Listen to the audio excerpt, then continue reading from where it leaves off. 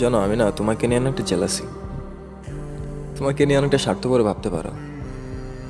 তোমাকে কোথাও যেতে দিতে ইচ্ছে করে না। তোমার মুখে অন্য কারোর নাম সহ্য হয় না। তোমার মুখে অন্য কারোর প্রশংসা সহ্য হয় না।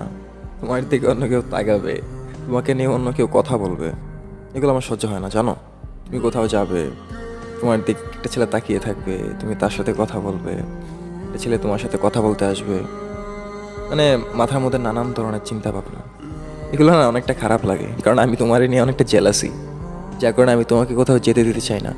তোমার মুখে কোথাও যাওয়ার কথা শুনলে মনে হয় যে আমার মাথার মধ্যে আকাশটা ভেঙে পড়ে। মাথার মধ্যে নানান ধরনের উল্টোপাল্টা চিন্তা ভাবনা ঘোরাঘুরি করে।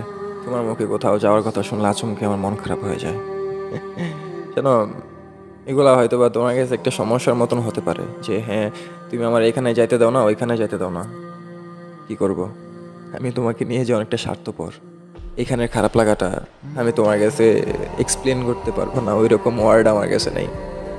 যার কারণে এটা তোমার কাছে অনেকটা বড় সমস্যার মতন মনে হতে পারে, কিন্তু ব্যাপারটা আমার কাছে অনেকটা অন্যরকম। যেন আমি তোমাকে অনেকটা ভালোবাসি, একান্তই নিজের করে রাখতে চাই। যে হ্যাঁ, আমার মানুষটাকে কেউ দেখবে না, কেউ তাকাতে পারবে না, সে কারোর সাথে কথা বলতে পারবে না, কারণ সেই মানুষটা একান্তই আমার, যার 0.1% আমি কারোর সাথে শেয়ার করতে পারবো না।